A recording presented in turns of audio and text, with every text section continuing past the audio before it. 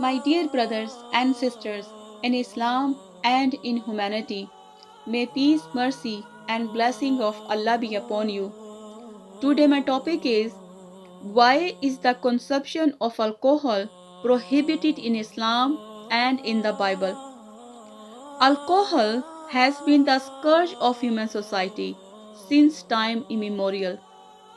It continues to cost countless human lives and causes terrible misery to millions throughout the world.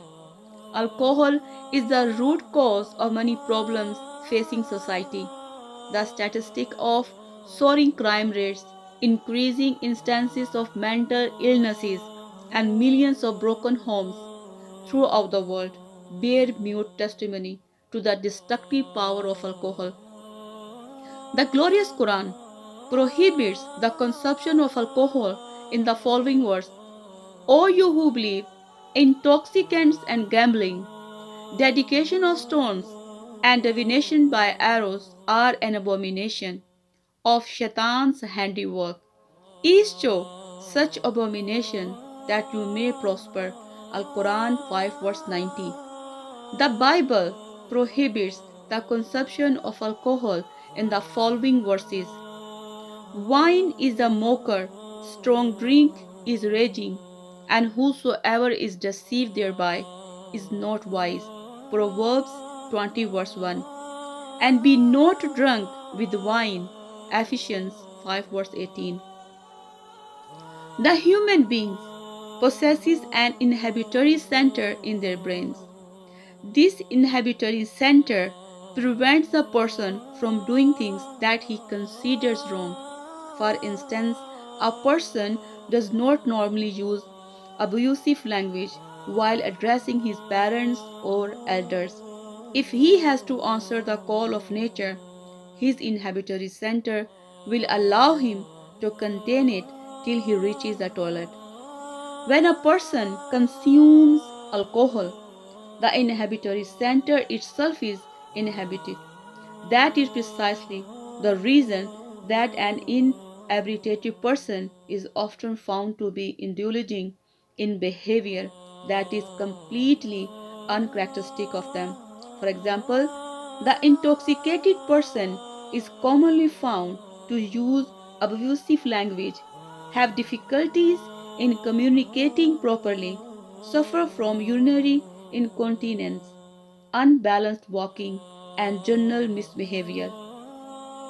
According to National Crimes Victimization Survey Bureau of Justice, US Department of Justice, in the year 1996 alone, every day on an average 2,713 rapes took place.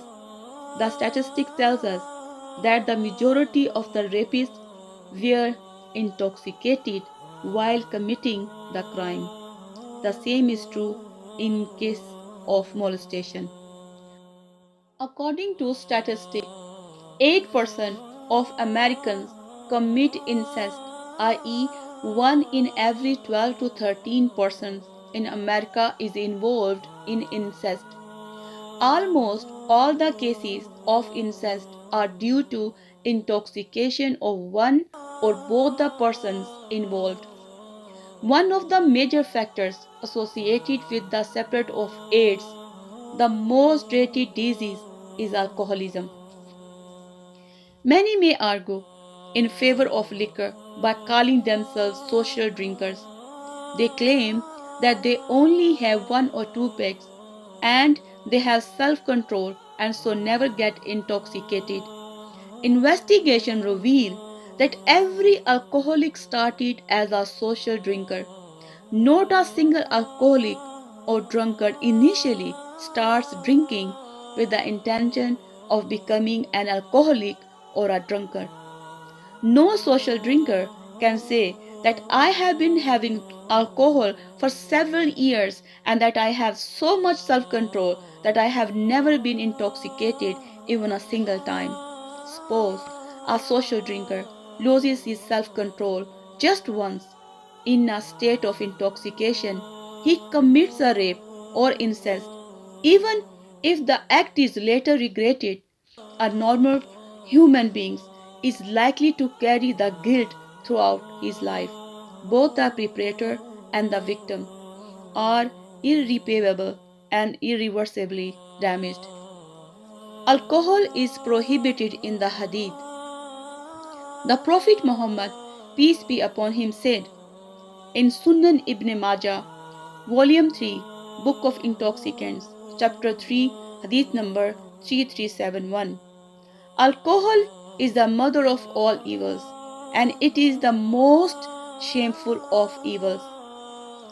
In Sunan Ibn Majah, Volume 3, Book of Intoxicants, Chapter 3, Hadith number 3392. Anything which intoxicates in a large quantity is prohibited even in a small quantity. Thus, there is no excuse for a nip or a toad. Not only those who drink alcohol are cursed, but also those who deal with them, directly or indirectly, are cursed by Allah subhanahu wa ta'ala. According to Sunan Ibn Majah, Volume 3, Book of Intoxicants, Chapter 30, Hadith number 3380.